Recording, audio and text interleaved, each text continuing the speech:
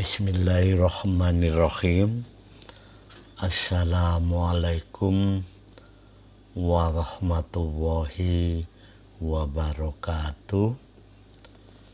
Ketemu kembali dengan saya, Basuki Utomo Channel. Bapak Ibu yang saya hormati, saya hanya ingin mereview kembali, yaitu tes kesehatan yang telah dilakukan oleh para capres kita. Cuma saya merasa heran, padahal tesnya juga komplit dan sangat signifikan. Tapi kenapa capres stres, capres yang tidak mau kalah bisa lolos dalam pelaksanaan tes tersebut? Bakal calon presiden dan wakil presiden yang diusung PDIP, P3, Perindo, dan Hanura, Ganjar Pranowo Mahfud MD, telah menjalani tes kesehatan untuk pendaftaran Pilpres 2024 di Rumah Sakit Pusat Angkatan Darat RSPAD Gatot Subroto, Jakarta, yaitu pada hari Minggu, tepatnya Minggu pagi 22 Oktober 2023. RSPAD Gatot Subroto Budi Sulistya mengungkapkan proses pemeriksaan yang akan dijalani oleh Ganjar Mahfud sama seperti bakal pasangan calon yang sudah melakukan pemeriksaan sebelumnya, yaitu Anies Baswedan dan Muhaimin Iskandar. Kemudian kami juga sekali lagi melibatkan 50 orang dokter dengan berbagai latar belakang spesialisasinya, serta psikologi. Ada 2 orang yang juga terlibat dalam tim ini, kata Budi di RSPAD Gatot Subroto, Jakarta, Minggu pagi. Ganjar dan Mahfud menjalani pemeriksaan mulai pukul 07.25 terhitung sejak keduanya meninggalkan awak media usai sesi foto bersama menggunakan baju medis. Budi menjelaskan waktu pemeriksaan kesehatan berlangsung sekitar 8 sampai 10 jam. Pada tahap akhir, RSPAD juga akan menggelar sidang untuk menilai hasil pemeriksaan. Pada pemilu 2014, RSPAD Gatot Subroto dan ID menerapkan 17 rangkaian tes kesehatan bagi pasangan capres-cawapres waktu itu. Ke-17 tes tersebut mencakup pengambilan sampel darah, pemeriksaan ultrasonografi atau USG abdomen, pemeriksaan sampel urin, pemeriksaan gigi, sarapan, pemeriksaan Minnesota Multifase Personality Inventory untuk kejiwaan, dan pemeriksaan penyakit dalam. Selanjutnya, pengambilan sampel darah. Kedua, pemeriksaan toraks, pemeriksaan jantung, pemeriksaan mata, pemeriksaan bedah, pemeriksaan saraf, pemeriksaan MMR, kepala, pemeriksaan psikiatri, pemeriksaan paru-paru, dan pemeriksaan THT, telinga, hidung, dan tenggorokan. Ada banyak tes yang telah dilakukan oleh tim dokter RSPAD Gatot Subroto. Cuma yang mengherankan saya, pasangan calon 01 dan 03 mereka bisa lolos. Padahal tes ini ketat sekali.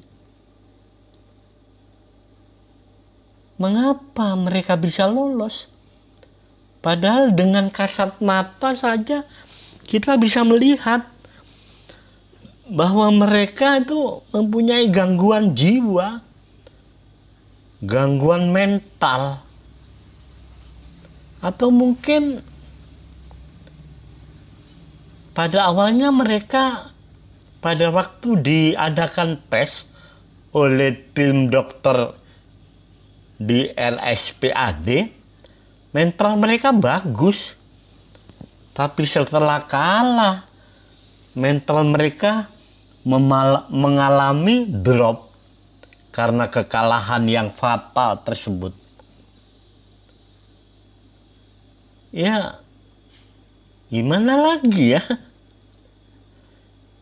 Apakah memang tim dokter yang mengadakan tes tersebut tidak qualified? Atau hanya sekedar formalitas? Atau apa? Kalau memang hanya sekedar formalitas, kenapa tes terhadap para capres tersebut berlangsung antara 8 sampai 10 jam? Apakah di dalam ruangan mereka hanya guyonan atau duduk-duduk saja sambil menunggu waktu yang telah ditentukan sesuai tes 8 atau 10 jam tersebut? Saya sendiri heran. Atau memang kekalahan ini menyebabkan gangguan mental pada calon-calon tersebut? Ya, mau gimana lagi kita ya menghadapi hal-hal semacam ini? Padahal ada banyak tes. Yang pertama, tes gangguan mental. Dan mereka lolos. Diperkirakan untuk tes ini memakan waktu selama 96. Merupakan tes psikologi yang dilakukan untuk menilai kepribadian dan psikopatologi. Pemeriksaan ini bertujuan untuk mengetahui kondisi kesehatan mental, sehingga ahli profesional bisa menentukan atau tidaknya gangguan mental. Tapi nyatanya di tes ini para capres baik-baik saja. 001 maupun 03 tidak ada masalah dengan mentalnya. Justru ketika mereka tahu bahwa mereka kalah, baru mentalnya jeblok. Ngeyelan, tidak terima kekalahan. Malah ada capres yang bertanya, percaya perolehan saya cuma segitu? Wah, jadi seakan-akan tes-tes yang telah dilakukan itu ada 17 tes semuanya. Untuk tes kesehatan mereka. Tetapi nyatanya pada akhirnya tidak membuahkan hasil yang signifikan. Karena ketika mengetahui hasil quick count, apalagi real count, mereka tidak mau kalah, tetap ngotot. Harus ada putaran kedua. Emangnya pakai duit dulu para capres? Emangnya tidak sedikit biaya yang dikeluarkan oleh pemerintah hanya untuk mendukung Anda 001, 03? Emangnya tidak banyak biaya untuk pencapresan Anda? Kok enaknya mau diulang. Wah, ini tidak benar ini sudah. Jadi saya rasa bukan pilpresnya yang harus kita ulang, tapi pemeriksaan kesehatan terhadap calon yang kalah harus diulang lagi. Apakah memang layak mereka? Jadi itu saya rasa. Ya gimana lagi ya, memang kekalahan ini bisa mempengaruhi kejiwaan. Ini sudah orang-orang terpilih di antara 270 juta rakyat Indonesia. Mereka yang paling oke menjadi capres, menjadi orang terbaik di Republik ini. Tapi nyatanya gangguan kejiwaan tidak memandang siapa itu. Ini capres loh. Ketika kalah, mereka hancur mentalnya. Akhirnya yang disalahkan orang lain, yang disalahkan KPU, yang disalahkan Presiden Jokowi, yang disalahkan Pak Prabowo bersama Gibran. Malah ada usulan akan diadakan pilpres ulang. Gibran tidak boleh menjadi calon wakil presiden. Ini kan lucu. Padahal proses persidangan di MK sudah selesai. Mereka sudah menjalani debat dan lain sebagainya. Tidak ada masalah Gibran menjadi calon wakil presiden dari Bapak Prabowo Subianto. Tapi ketika kalah 01 dan 03, mereka tidak terima. Dan malah pikiran-pikiran mereka itu diamini oleh pengacaranya. Terutama yaitu Todung Mulya Lubis itu.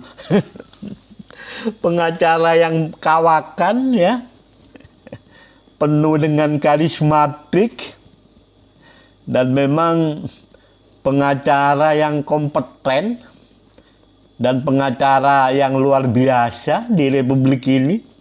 Tapi nyatanya ikut-ikutan gila, ikut-ikutan mendukung mereka. Ya karena apa? Bukan masalah mereka itu tidak punya pengetahuan. Karena memang pada ujung-ujungnya ini adalah UUD, ujung-ujungnya adalah duit. Mereka membela bukan gratisan, tapi dibayar. Bahkan 01 menerjunkan 1000 pengacara. Sekalipun pada kenyataannya pengacaranya tidak bisa menunjukkan sertifikat atau bukti qualified bahwa mereka adalah pengacara yang punya otoritas. Lucu sekali ketika para pengacara mereka dicoret-coret oleh MK karena memang tidak layak mungkin ya, atau mungkin sudah tidak punya izin lagi atau hal-hal yang lain. Saya rasa itu saja dulu yang dapat saya sampaikan. Mudah-mudahan ini bermanfaat bagi para netizen semuanya. Saya akhiri. Assalamualaikum warahmatullahi wabarakatuh. Mari kita jaga kewarasan kita. Salam.